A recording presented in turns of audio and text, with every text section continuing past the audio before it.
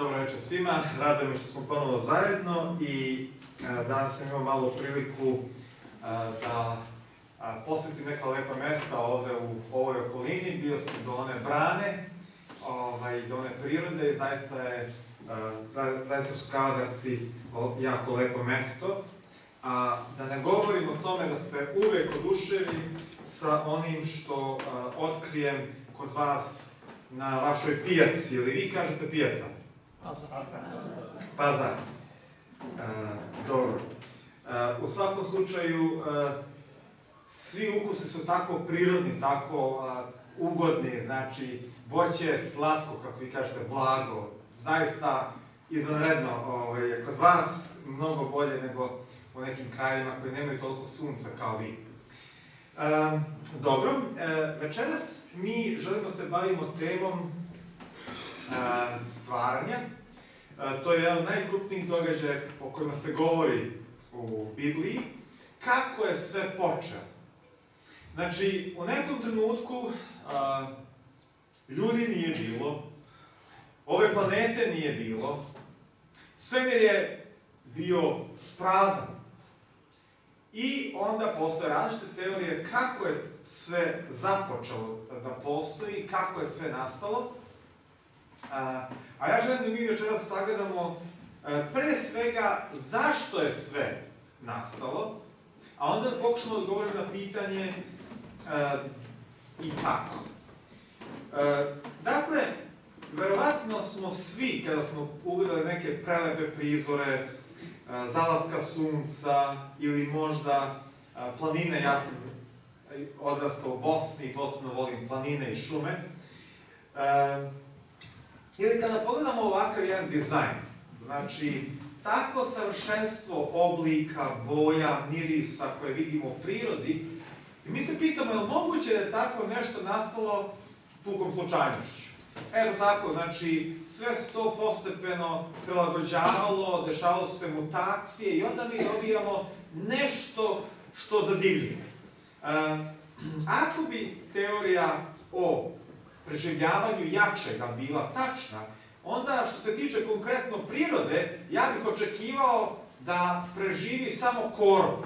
Jer korov je otporan, jak i on se dobro širi, a mnoge nežne biljke nisu jako otporne i izumno. Ali mi u prirodi imamo i najnežnije cvetove i prelepe oblike. Čemu estetika u prirodi ako je bitno samo da se preživi?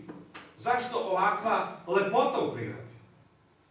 To su neka pitanja za razmišljanje. Onda ono što mislim da nas sve zadivljuje jeste pitanje nastanka života. Posebno ljudskog života. Začne se život, jedan spermatozoid se spoji sa ženskom jajnom ćelijom, postepeno se razvija život u utrobi majke, imamo, znači, ovako jedan zametak i onda odjedanputa od svega toga nastane ovako nešto. I mi se pitamo otkuda. Znači, suviše je nekako fascinantno, suviše je lepo, suviše je dražesno, da bismo rekli neki opstanak, neka borba za preživljavanje, tako. Prosto ta lepota i to što vidimo u prirodi nas tera na razmišljanje o svemu tome. U Talmudu, jevrejskoj, tako, verskoj knjizi, piše svet ne vidimo takav kakav jeste, već takav kakvi smo mi. Znači, često mi imamo takav doživljaj realnosti, takav doživljaj života, kakav se nama čini da bi trebao da bude ili kakav mi priželjkujemo. Mi imamo neke svoje filtere ili naočare koji nam donekle iskrivljuju realnu sliku oko nas. Naše odrastanje, naše stavovi, naše želje oblikuju ono kako mi doživljavamo život. Mi kao hrišćani smatramo da je zato Biblija važna, da ispravi malo te naše pogrešne filtere koji nam nekada daju pogrešnu sliku stvarnog života. Ona je tu da nam nekako očisti te naočare kroz koje gledamo svet, da nam dade jednu realniju sliku života i da nam pomogne da bolje shvatimo naše iskustvo. Naše iskustvo ne možemo da poreknemo, ali naše iskustvo možemo da protumačimo nekada na različite načine. Dakle, naše pitanje koje postavljamo predodređuje često i odgovor. Da li mi razmišljamo na jevrejski ili semitski način ili razmišljamo na grčki način? U semitskom načinu razmišljanja važno je pitanje zašto. Znači, zašto je nastao čovjek? Zašto je stvorena ova planeta? Zbog čega mi postojimo? Zašto je Bog želeo da mi nastanemo kao ljudska bića? To je važno pitanje. S druge strane, u grčkom načinu razmišljanja mi imamo pitanje kako. I to pitanje dominira. I danas u našem svijetu mi često pokušamo da odgovorimo na to pitanje kako. Mi ne možemo kao ograničena ljudska bića da uvek damo odgovor na kako. Kako je Bog stvorio svijet. Kako je On uspeo da u jednom danu stvori sve oblike kopnenih životinja. Zaista, mi nemamo odgovor na pitanje kako. To nadilazi naše moći poimanja. Sa druge strane, odgovor na pitanje zašto nam je dat u Bibliji. I to je glavno pitanje koje mi želimo večeras da analiziramo. Dakle, nama je mnogo važnije da razumijemo suštinu i svrhu stvari nego sve procese. Danas naučnici vrhunski samo u svojoj uskoj grani, recimo uzmete samo jednu usku granu biologije ili atomske fizike i oni u toj svojoj najužoj grani, kad se specijalizuju, ne znaju sve. A kamoli da kažemo da mi imamo pregled svega što se dešava u ovom svetu. Tako da, znači, nama je bitnije da shvatimo svrhu, da odgovorimo na pitanje zašto je Bog nešto učinio, nego na pitanje kako se to tačno desilo. Dakle, dok proučavamo Bibliju, mi treba da imamo na umu šta rešavamo kroz odgovor koji dobijamo, jer na taj način ćemo znati da postavimo i pravo pitanje. Zašto je Mojsije napisao taj izveštaj o stvaranju? Mi veoma često u izveštaju o stvaranju tražimo odgovore na pitanja koje autor nikada nije ni postavljao, ili pokušavamo da dobijemo neke činjenice koje autor nije želio da nam da.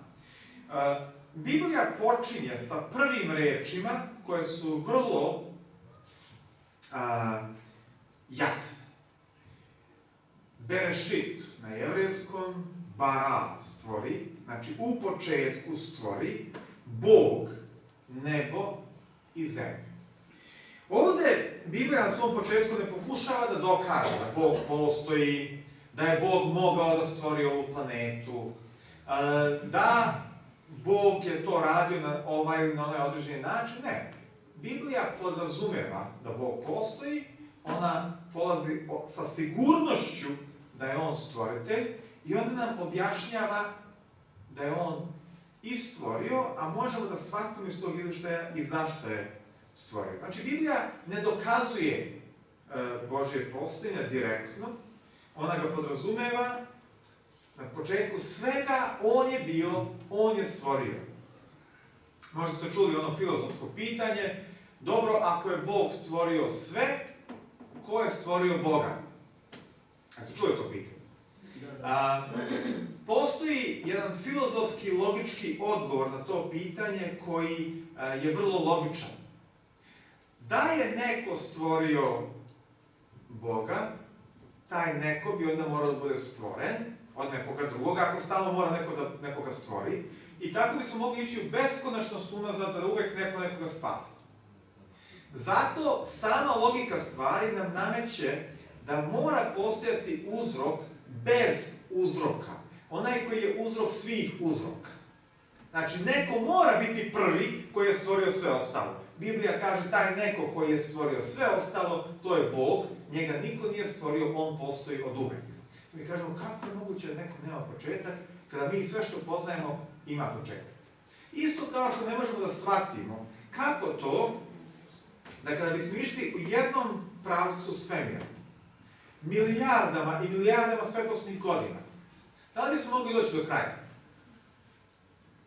Pa nešto mora da ima iza toga. Jer tako, krećemo se u jednom smeru, nešto ima iza toga. Pa ako produžimo još par milijardi svetlosnih godina, još uvijek je nešto tamo. A koliko možemo teoretski iz jedne tačke povući pravaca?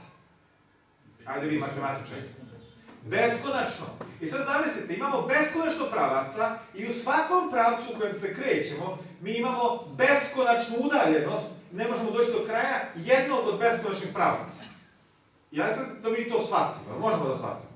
Ne možemo. Kod nas ovdje na planeti je nekako sve ograničeno i mi ne shvatimo. Isto tako ne možemo da shvatimo kako je Bog mogao da bude beskonačno u prošlosti, ali nama, ograničenim ljudima, to nije bitno da shvatimo. Nama je bitno da Bog postoji i da nas voli. Dakle, on je bio na početku svega, on se angažovao da stvori čoveka i on je stvarao. Dobro? Dakle, osnovni princip koji izvlačimo iz ovog početnog teksta u početku svega je bio Bog koji je stvorio sve što postoji, jeste da u svemiru postoji Bog koji je stvoritelj i postoje stvorenja. Između njih postoji jedna granica koja se nikada ne može preći. Bog je uvijek stvoritelj zato što nam je dao život, zato što mi postojimo kroz njega, mi zaslužujemo, odnosno on zaslužuje naše obožavanje i on treba da bude na prvom mjestu u našem životu, jer mi postojimo jer nam je on dao život. Sljedeći tekst koji ovdje imamo jeste: u početku stvori Bog nebo i zemlju. A zemlja beše bez obličja i pusta i beše tama nad bezdanom i duh Božji izlaše se nad vodom i reče Bog neka bude svetlost i bi svetlost. Dakle, Bog nam se ovdje predstavlja. On je onaj koji je sve stvorio. U Jovanu, koji također govori o samom početku, se kaže da ta reč kroz koju je Bog stvarao je u stvari Isus Hristos. Tako da mi vidimo da imamo Oca, imamo Isusa Hrista kao onog kroz kojega je Bog sve stvorio, jer bez njega ništa nije nastalo. I također mi vidimo da Bog koji stvara je Bog koji ima odnose. Tu je i duh Božji prisutan. Tako dakle, Bog je u jedinstvu, on nije sam u svemiru, od večnih vremena nije jedna ličnost, nego sve u svemiru duguje svoje postojanje Bogu, a osnova stvaranja su odnosi, odnosno Bog koji je stvarao je imao odnos, nije bio usamljen. Ono što sada možemo da zapazimo, ali prema što to zapazimo, pogledat ćemo i nešto što smo vam pripremili.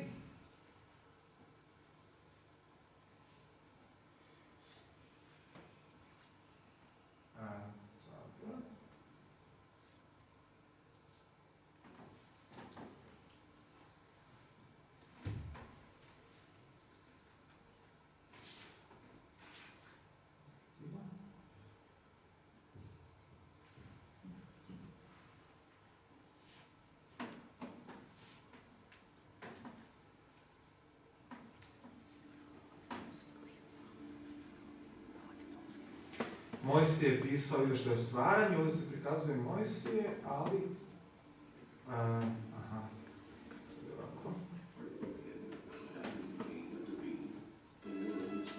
Ok.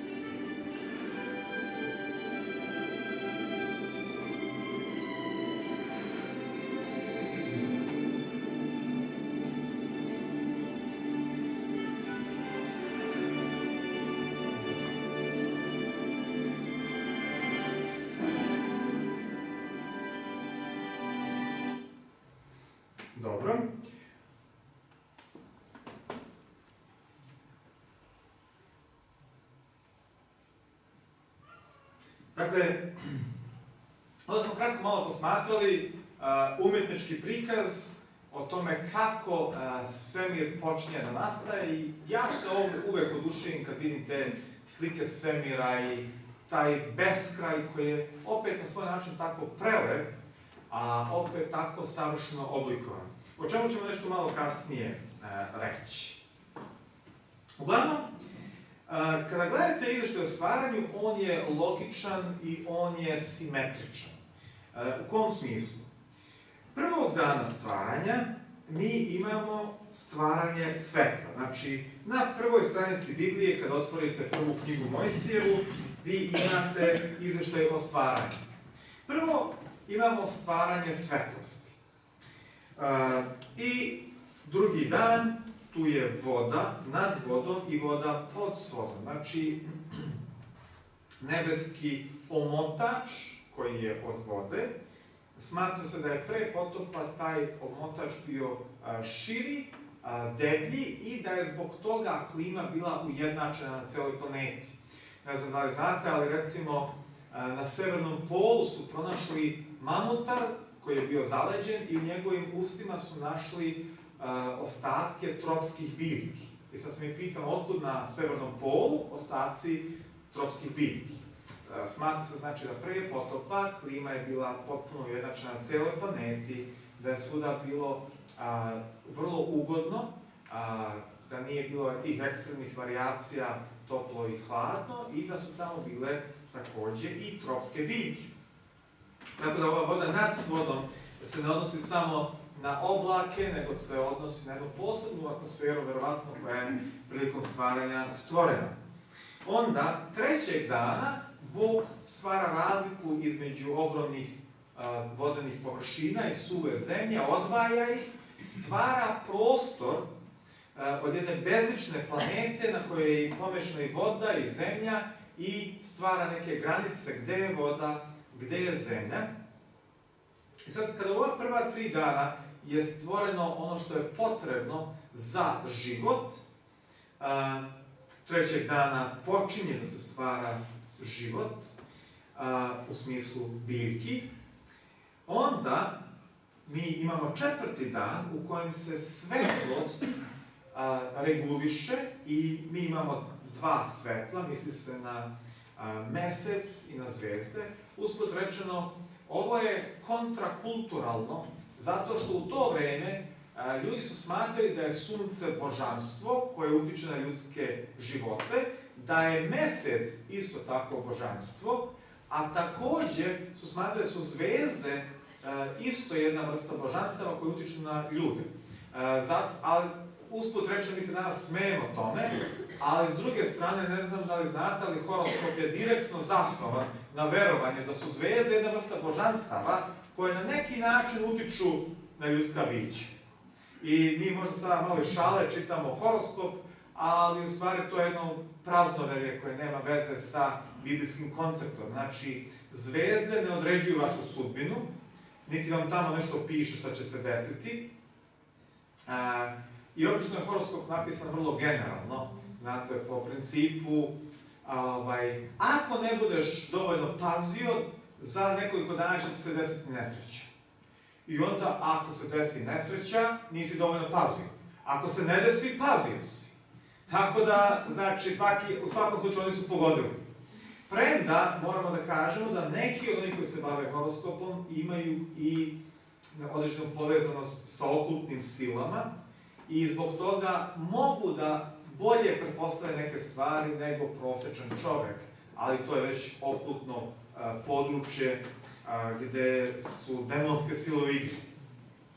Ali to nije današnja tema, znači, Biblija ne naziva sunce nekim imenom, samo ga proglašava veće vidova. Znači, ne dajemo nikakvu posebnu pažnju da se s time usprotivi pogrešnim verovanjima da jedno nebesko telo je neka vrsta božanstva. 5. dana mi imamo ptice i ribe. Znači, vidite sad ovu paralelu. Sa jedne strane imamo, jer tako, vodu i nad vodom i pod svodom ili nad svodom, a ovdje imamo ptice koje su u tom gornjem dijelu atmosfere i ribe koje su u toj vodi koja je dole na zemlji. Onda sljedeći dan imamo suvu zemlju i more. I sad ta suva zemlja je omogućila da se pojave gnizavci, razne životinje i na kraju čovjek kao osoba za koju možemo da kažemo da je bio kruna stvaranja. Znači ovdje bezličnost, jedna bezlična planeta na jevrejskom tohu vabohu. Znači bez obličja, pusta, neformirana, dobija svoj oblik, a ovdje Bog počinje da taj oblik ispunjava smislom, sadržajem i živim bićima. Jeste, rastinje. Zašto je Bog stvorio čovjeka? Možda je to za ljudsko biće najvažnije pitanje. Zašto mi postojimo? Potom reče Bog da načinimo čovjeka po svom obličju, kao što smo mi, koji će biti gospodar od riba morskih i od ptica nebeskih i od stoke i od cele zemlje i od svih životinja što se miču po zemlji. I stvori Bog čovjeka po obličju svojemu, po obličju Božjemu stvori ga, muško i žensko stvori ih. Ono što ovdje zapaženo jeste da Bog koristi množinu, da mi načinimo. Kao što smo mi. Stvara čovjeka sličnoga sebi, po svome obličju. I stvara muža i ženu u množini također. I onda kaže da će dvoje biti jedno. Prvo što ovdje zapažemo jeste da Bog, koji je već bio u odnosu, za kojeg piše da je množina, što nam već ukazuje da postoji više lica, odnosno 3 lica u božanstvu, mi vidimo na osnovu tog Boga koji je već u odnosu da on stvara ljudska bića za odnos. Pazite ovako, znači, ono što je suština svega, jeste da mi svi osjećamo da je život besmislen ako nema kvalitetnih odnosa. Ako nema, odnosa ljubavi, sve postaje besmisleno. Recite mi ovako, ko bi od vas pristao na ovakvu ponudu? Možete da imate sve šta poželite. Znači, apsolutno sve. Jahte, kuće, znači vaše da imanje, sve što poželite da imate, hranu svake vrste. Ali znači, jedan uslov. Da više ni sa jednim ljudskim bićem nikada ne razgovarate.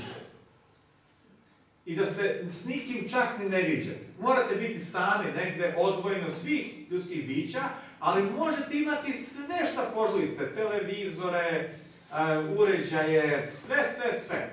Je li pristao neko na to? Ja mislim da niko ne. Život bez odnosa je prazan. Znate, život bez odnosa je skroz bez sadržaja. Udar tako i Bog stvorio.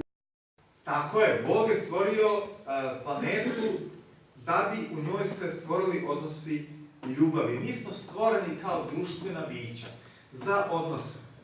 I sada, ono što je bitno u svemu tome, jeste da kada nas je Bog stvorio, Bog nas stvara da bi nas učinio svojim prijateljima. Da bismo mi imali odnos sa njim kao sa stvoriteljem, da bi se taj odnos gradio kroz sva vremena večnosti i da bi postojao sve lepši, sve kvalitetniji, sve bogatiji.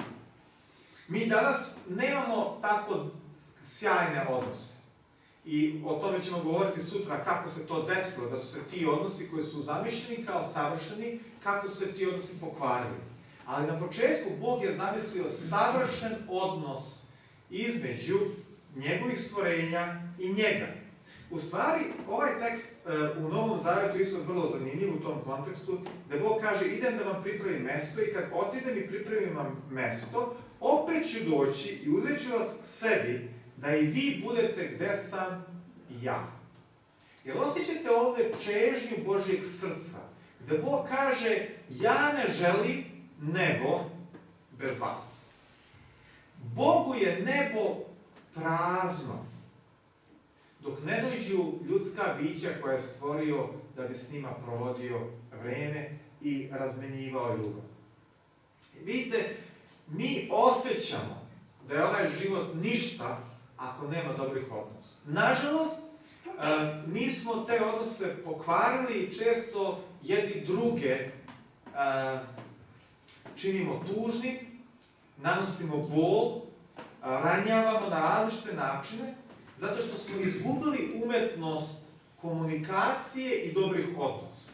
Ali u početku Bog je ovaj svet zamislio kao svet savršenih odnosa ljubavi, gde svaka interakcija, svaki razgovor, svaki susret sa onim drugim bi bio iskustvo koje donosi radost i sreću. I sad zamislite kakav bi ovaj svet bio kada bi svaki čovjek sa kojim se sretnete bilo kada u vašem životu vam pokazivao ljubav, vam pokazivao dobro raspoloženje, trudio se da vas učini srećnijim, da vam pokaže razumevanje, ljubaznost. Kakav bi ovo bio svet? Takav svet je Bog zamislio i to, znači, on kaže, ja moram da vas dovedem ka sebi, da smo mi zajedno, da ste vi tamo gdje sam ja. Bog želi nebo gdje će da se druži sa ljudskim bićima.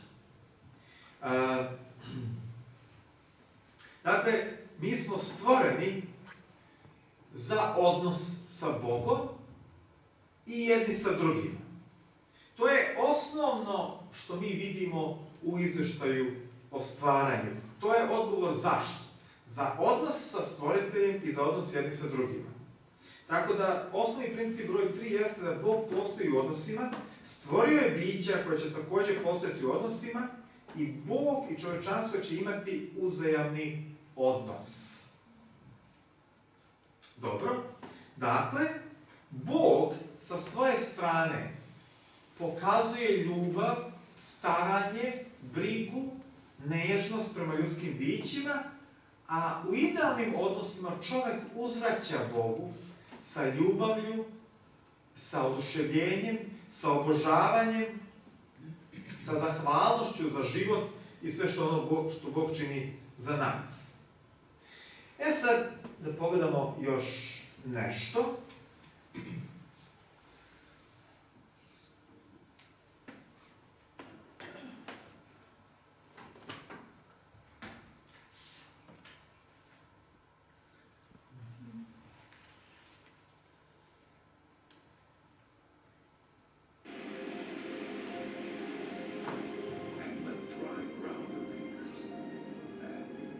Ovdje imamo onaj deo stvaranja, kad se stvara suva zemlja.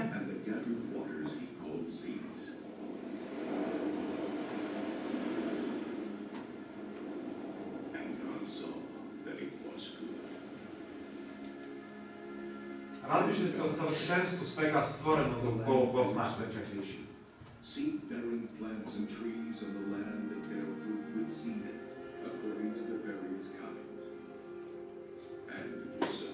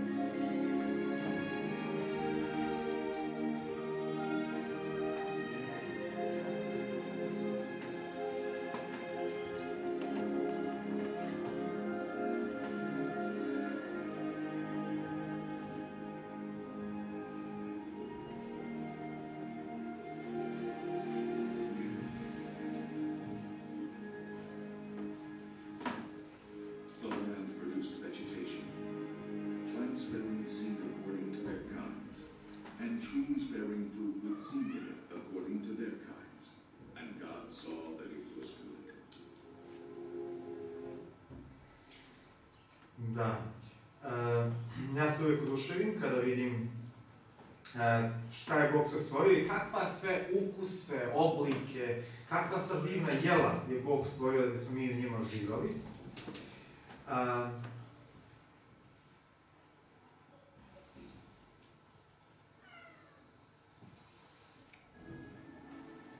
And God said, let the water teem. A onda ispunjava Bog vodu i vazduh.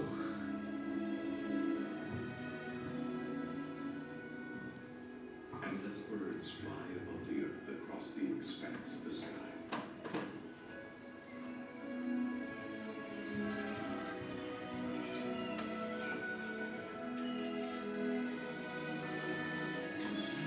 Razmišljajte o dizajnu, o lepoti.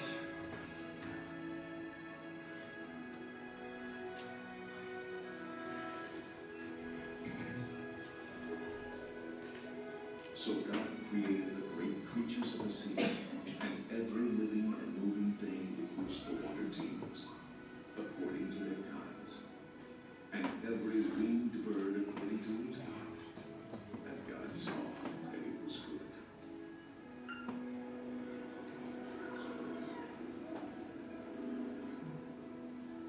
God blessed them and said, be fruitful and increase in number, and clothe the water in the seas,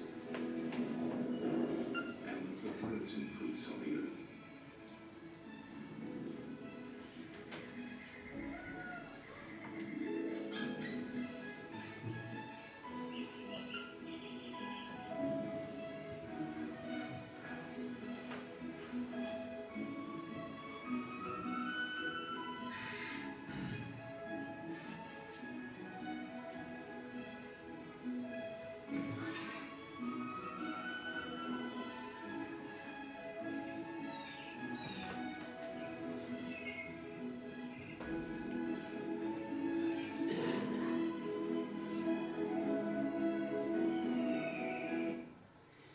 Ok, kako se sviđa ovaj lepotan? Znači, nevjerovatna raznolikost, nevjerovatna lepota koju primećujemo u svemu ovom. I ja bih samo voleo da malo vremena upotrebimo na razmišljanje o tome. S jedne strane imamo Bibliju koja autoritativno kaže u početku stvori Bog nebo i zemlju. S druge strane, kada slušamo razne naučnike, mi ćemo čuti kako oni tvrde da je ovaj svet u principu produkt slučaja, brojnih, nevjerovatnih kombinacija koje su se upravo desile u pravom trenutku, na pravi način i na taj način mi smo dobili jednu savršenu planetu. Da krenemo sa izjavom. Želim da ateizam bude istinit i nelagodno se osjećam zbog činjenice da su neki od najinteligentnijih i najobaveštenijih ljudi koje poznajem vernici. Zašto je ova izjava bitna? Nije tačno da su svi naučnici ateisti i evolucionisti. U stvari, vi u svetu imate nekoliko udruženja velikih kreacionističkih kojima pripadaju hiljade i hiljade vrhunskih naučnika, doktora nauka, na području egzaktnih nauka kao što su biologija, fizika, hemija, geologija i tako dalje, koji tvrde odgovorno da evolucija ne može biti tačna. Tako da nije tačno da svi naučnici zastupaju koncept evolucije. Jeste. E sad, ono što sam htio da kažem u tom kontekstu, samo još jedna potvrda upravo ove izjave, jeste dr. James Tour je doktor hemije. I on je uputio izazov evolucionistima i rekao, ja ću da platim ručak svakome ko bude hteo da sedne sa mnom i da mi objasni teoriju evolucije. Neću ga prekidati dok ne dođe do neke tačke koja mi nije jasna. Kad dođe do tačke koja mi nije jasna, ja ću da počnem da postavljam pitanje. I onda su evolucionisti počeli da kažu, ja moramo naći nekoga ko će s njim da diskutuje, na kraju nisu poslali nikoga. On kaže da je pričao sa nekim od najvećih svetskih naučnika, sa Nobelovcima, dekanima fakulteta, profesorima univerzitetskim, I pitao ih je. Jednog dekana je pitao, reci molim te, sve njih pita prvo, da li možete stvarno da objasnite kako je nastao život? Kažu oni, kad privatno pričamo, kažu, smiješno, ko to može da objasni? Pa kaže, a što mi ne smijemo da postavimo neka od ovih pitanja koje ovako diskutujemo lično, javno? Kaže, tamo već ne smijemo. Zato što se stvorio takav koncept da vi ne smijete da kao naučnik javno govorite da ne verujete u evoluciju. Ugroženo je vaše radno mesto. Ali, u dubini duše, masa tih naučnika znaju da je sve to na staklenim nogama. I onda je pričao s jednim dekanom i kaže njemu, dobro, hajde reci mi, kako je mogla da nastane ćelijska membrana bez DNK? Ili kako je nastao DNK bez ćelijske membrane? I ovaj kaže, nemoj mi postaviti takva pitanja, znaš da nemamo odgovor na tako nešto.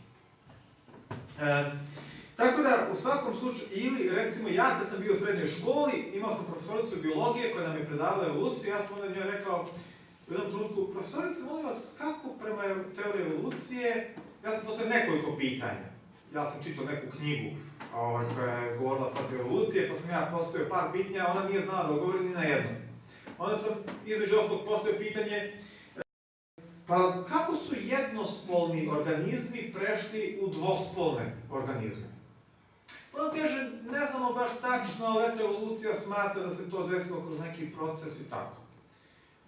I onda zaboravila je na moje pitanje i onda sam malo kasnije na tom istom času je rekla i usput rečeno mi znamo da dvospolni organizmi nikada ne mogu da proizađu iz jednospolnih organizama.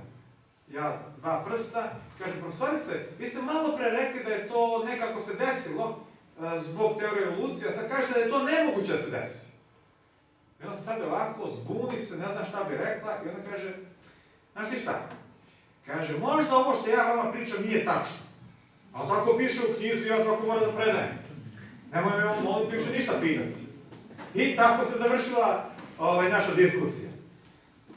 Znači, masa problema postoji u teoriji evolucije. Richard Dawkins, poznati evolucionista, je rekao, mi priznajemo da sličimo majmunima, ali mi retko shvatamo da mi jesmo majmuni. Ne postoji prirodna kategorija koja uključuje šimpanze, gorile i orangutane, a isključuje ljude. Ne znam da li nam se ovo sviđa, meni se ne sviđa. Ja bih nešto dodao tu. Na kraju predavanja. Osim ako pretpostavite da postoji Bog, pitanje svrhe života je besmisleno. Recite mi, iz evolucionističke perspektive, koja je svrha vašeg postojanja? Sam poznati filozof, jedan od najpriznatijih autora na temu zapadne filozofije, kaže, ako ne verujete u Boga, a on ne zastupa koncept Boga, ali priznaje, ako ne verujete u Boga, bavite se smislom životom je glupost. Nema smisla života. I zaista, ako smo mi samo jedna dobra kombinacija atoma koji su u nekom trenutku se dobro spojili i uspjeli da načine neku živu materiju i čak uspjeli da stvore neku sivu masu koja može malo da razmišlja sama o sebi i koja će da nestane posle nekog vremena, koja je stvarno svrha našeg postojanja? Isaac Newton je na svom radnom stolu imao jednu minijaturu sunčevog sistema. Jednog dana jedan njegov prijatelj je došao i zadivljeno ga pitao, a taj njegov prijatelj je bio nevjernik, rekao, a reci mi molim te, ko je načinio ovu prelepu minijaturu sunčevog sistema? Newton je rekao, niko. Ovaj ga je pogledao i rekao, nemoj ga praviti ludim, neko je morao da napravi tu minijaturu koja je tako prelepa i ja sam zadivljen kako je to neko lepo sve posložio. Onda je Newton ovako odgovorio. Ja vas ne mogu ubediti da je ovo samo igračka bez stvoritelja ili tvorca. A ipak vi verujete da je veliki original bez tvorca. Je li mu Newton dobro odgovorio? mnogi od najvećih naučnika svih vremena su bili ubeđeni vernici. Evo jednog Nobelovca koji je ovako izjavio: što se mene tiče, vera počinje shvatanjem da je nadprirodna sila stvorila svijet i čovjeka. Meni nije teško da verujem, jer se ne može poreći da tamo gdje postoji plan, mora postojati inteligencija. Uređen svemir svedoči o istini najveličanstvenije tvrdnje u početku Bog. Da je sve nastalo velikim praskom, kada se desi jedna eksplozija, recimo, zamislimo eksploziju u fabrici u jednoj štampariji. Da li očekujete da nakon iste eksplozije nastane veliki broj lepih sređenih knjiga? Ne. Bez obzira što je to štamparija, eksplozija će proizvesti haos. Veliki prasak bi proizveo haos u svemiru. Ne bi proizveo milijarde planetarnih sistema koji su nevjerovatno uređeni. Naš sunčev sistem tako savršeno funkcioniše. Svaka planeta ima svoju putanju, oko planeta kruže njihovi meseci i sve se one zajedno sa svojim, suncem kreću u određenom pravcu u svojoj galaksiji. Galaksije se kreću u odnosu na druge galaksije. Tako da milijarde planeta, sve kružeći jedna oko druge, se kreću po tačno utvrđenim putanjama. Je li to nastalo eksplozijom? Ja zaista ne mislim tako. I ovaj dr. Compton Arthur Holly, koji je Nobelovac, fizičar, ne misli da je logično pretpostaviti da uređen svemir je nastao slučajno. Nama se često kaže, evo, ovako je to išlo, kao što kaže gospodin Dawkins, daje nam kompliment da smo majmuni. Znači, bio je prvo majmun, pa onda malo napredniji majmun, pa se još malo ispravio, malo više ličio na nas i tako umjetnik to lepo dotvara i ispadne, evo, tako je došlo do čovjeka. I nama se sad kaže, to su te prelazne forme i tako je to išlo. Jedan tekst kaže ovako: tako bi sasvim formirane biljke ili životinje bile samo mali procenat ukupne populacije koju je imala svaka zasebna evolucija. Dakle, da bismo išli kroz proces evolucije, prvo sam početak je nemoguć.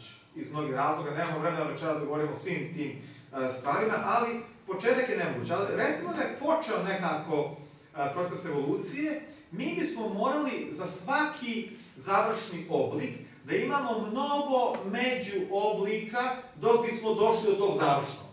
Je tako? Znači, da bismo došli od, recimo, psa do konja, mi moramo da imamo mnogo nečega između, što nije ni pas ni konj, nego nas vodi postepeno ka nečem naprednije. Ali,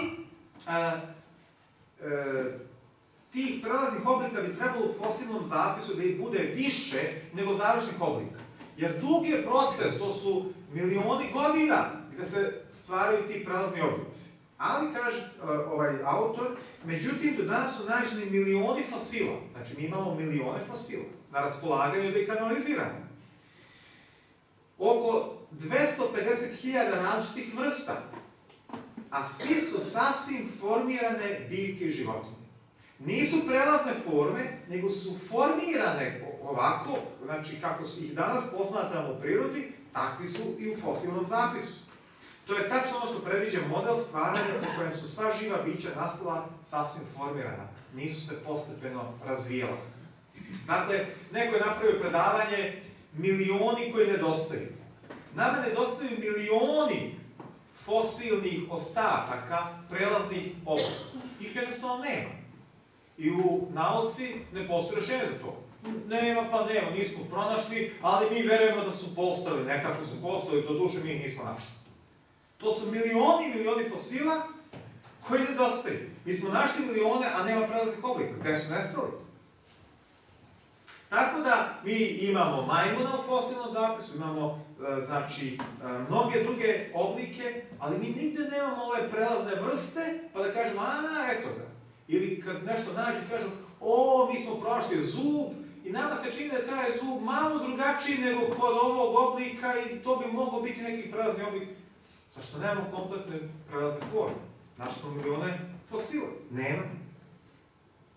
Verovatnoća za slučajni nastanak samo jedne proteinske molekule, slučajno, je 1:10⁻⁹.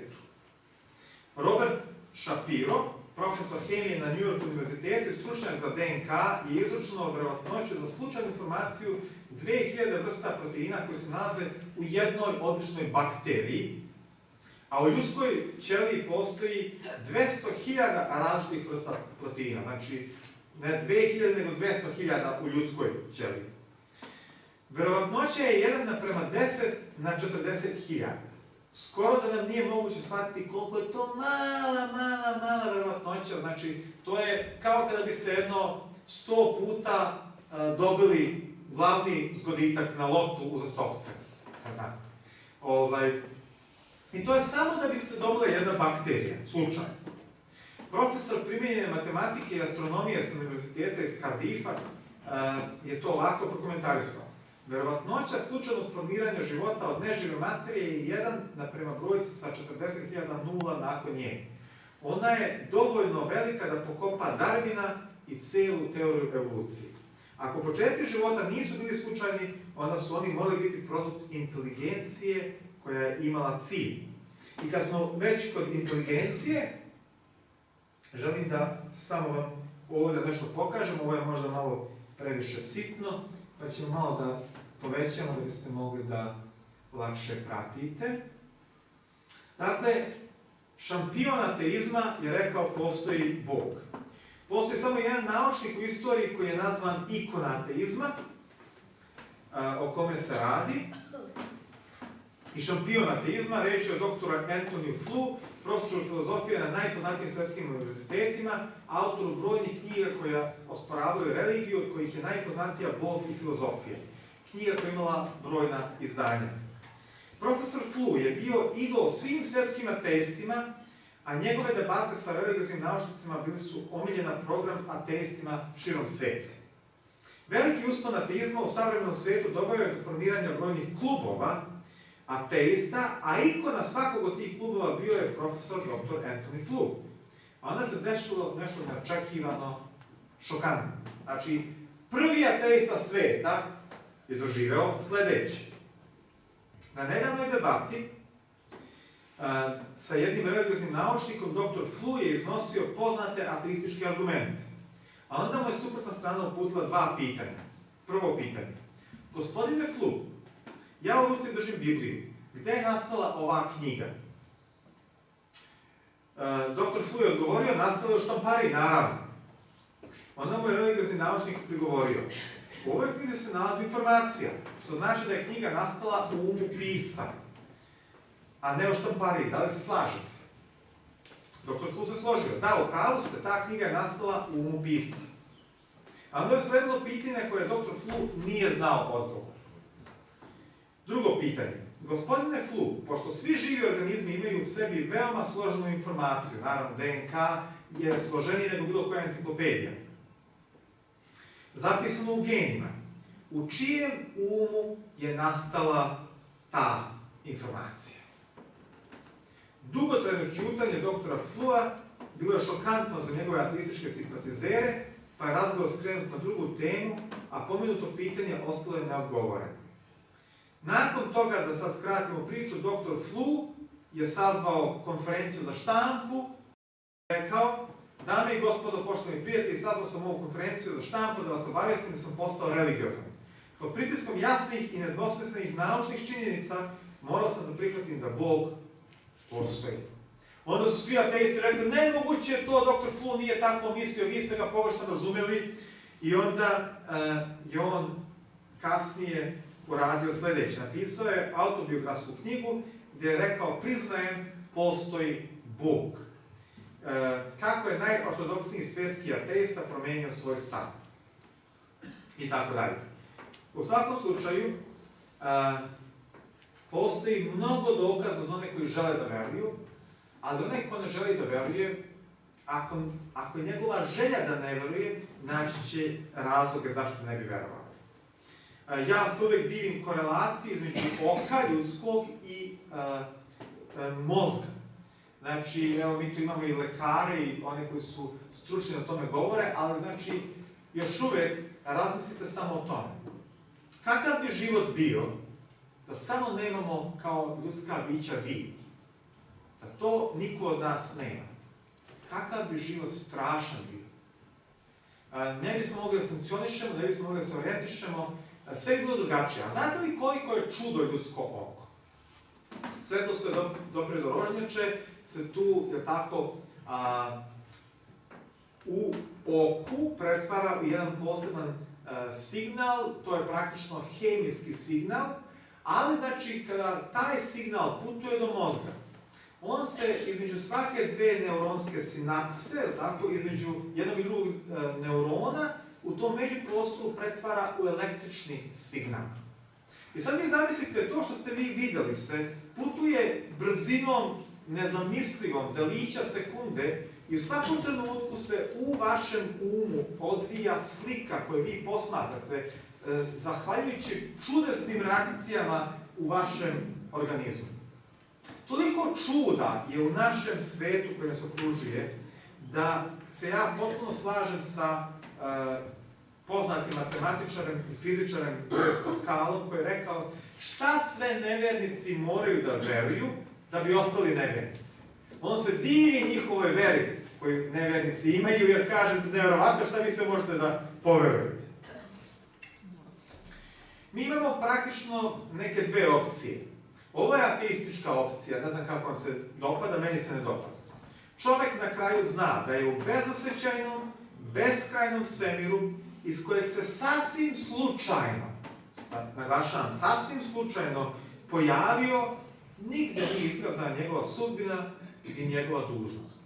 Vi ste produkt slučaja, za kratko ćete da postojite, više vas nikada nema. Tako je rekao evolucionista Monod u knjizi Nužnost i slučajnost. Sa druge strane, naša pesnikinja Desanka Maksimović je nešto jako lepo rekla. Bože skriveni iza hladnog neba tajni, ti što beskrajem dušu moju zasu, ruke ti uzvijam u slabosti času. Ti si jedini spas i krajnji i onog koji sumnja. Ljudsko biće može čak i da sumnja, ali pravo rešenje za pitanje naše egzistencije i našeg postojanja je u stvari u poverenju u stvoritelja. Tako da mi smo stvoreni za odnos. Odnos sa Bogom i odnos sa drugom osobom. U celom izveštaju o stvaranju Bog je stalno govorio dobro je. Sve što je stvorio dobro je, dobro je, dobro je. U jednom trenutku Bog je rekao nije dobro. Jer znate kada je Bog rekao da nije dobro? Tako je. Bog je rekao nije dobro da je čovek sam. Treba mu neko pored njega. I onda on stvara onu drugu osobu koja će zaokružiti ljudsko bitisanje, ljudski život. Osnova Božjeg lika u nama jesu odnosi.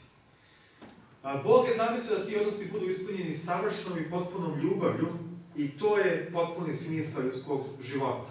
Tako da osnovni princip 4 jeste Bog nije stvorio ljude zato što je bio tužan ili zato što mu je bilo dosadno ili zato da bi ljudi za njega radili poslove koje on nije voleo da obavlja.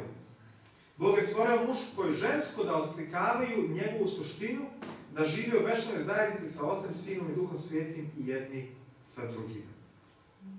Dakle, Bog kada je stvarao, stvorio je ne zato što je želeo da ima neku poslugu. U paganskim religijama Bog je stvorio zato što je bio tužan. Pa je htio da ga malo ljudi razvesele, pa onda je zbog toga stvarao ljudska bića.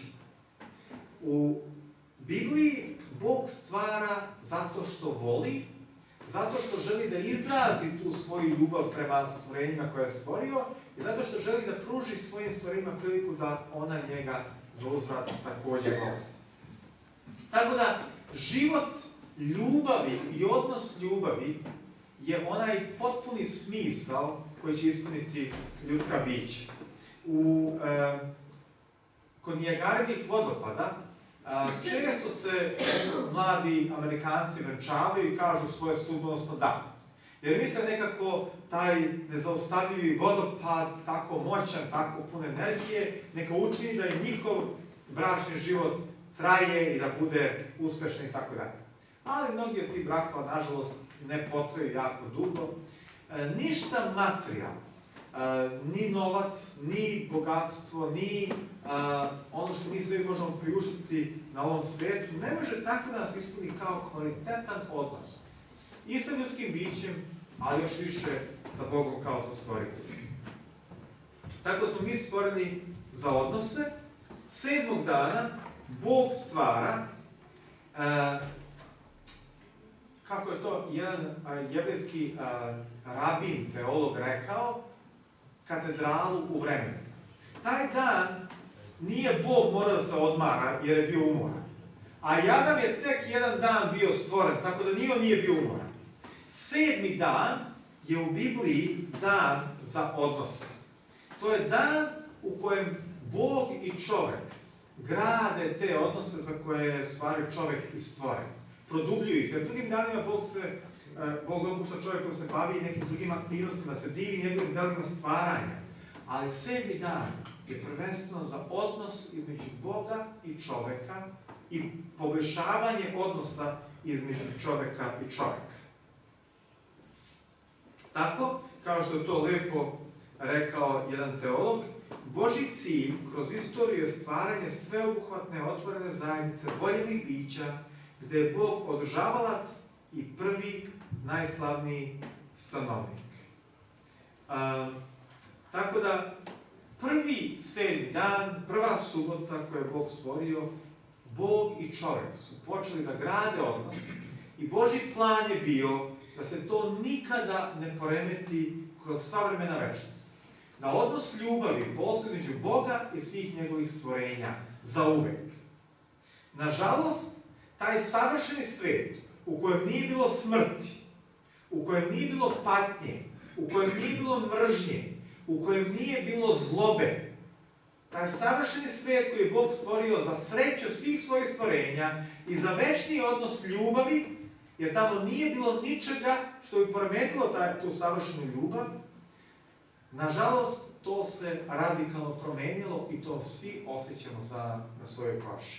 Osjećamo kroz starenje, osjećamo kroz bolest, osjećamo kroz mržnju, osjećamo kroz smrt i kroz sve ružne posljedice onoga što je donelo kvarenje odnosa između Boga i čovjeka.